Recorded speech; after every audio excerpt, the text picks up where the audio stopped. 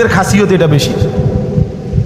জোহরের নামাজ একবারে বেড়াত লাগাইয়া শেষ টাইমে সমস্ত রান্না বান্না করলা ভাজি ডাল সব রান্না শেষ হয়েছে, গরু গোসল করাইছে, ছাগল গোসল করাইছে, উডান ঝাড়ু দিছে, আর অত্র ইউনিয়নে আর কোনো কাম নাই। সব কাম শেষ কইরা এবারে বুড়ি গেছে গোসল করতো।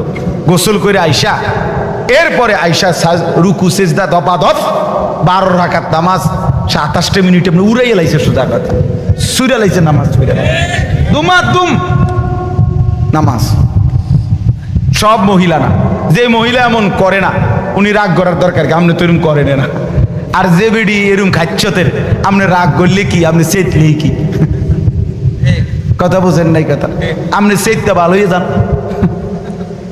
কথা বুঝেন না। আপনি যদি জিদ ওঠে আপনি এটা বলেন যে যা হুজুরে এত বড় কথা কইল, যা 101টা বাজে নামাজ পড়লাম। তো মাশাআল্লাহ, আমরা তো এটাই চাই, আপনি যাতে এরকম চেত ওঠে। বন্ধু মনে রাখো ভাইয়া, একটা কথা শক্ত কই, রাগ হইও না প্রিয় ছেলে বাপ। এই কপাল পৃথিবীতে উপার্জনের দুনিয়াবি কোনো কাজে লাগে না।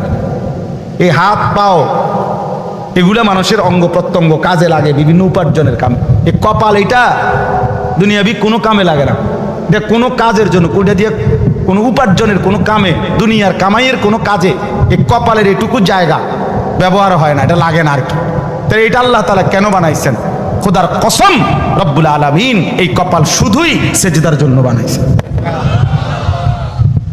শুধু সেজদার জন্য। এজন্য যে কপাল সেজদা দেয় না, যে কপালে সেজদা নাই, তুই মানুষও না, মানুষের বাচ্চাও না, ইনসানের কোনো কাতারে সে পড়ে না, সে কোনো মানুষের কাতারে পড়ে না, ইনসানের কোনো কাতারে পড়ে না যার কপালে সেজদা নেই। কারণ কপাল বানানোই হয়েছে, সেজদা কাকে বলে? ওয়াদউল জাবহাতে আলাল আরদ, জমিনের মধ্যে কি রাখা, তো কপাল রাখাটারই কি কয়, তার মানে সেজদা কপাল, কপাল বানানোই হয়েছে কিসের জন্য? সেজদা।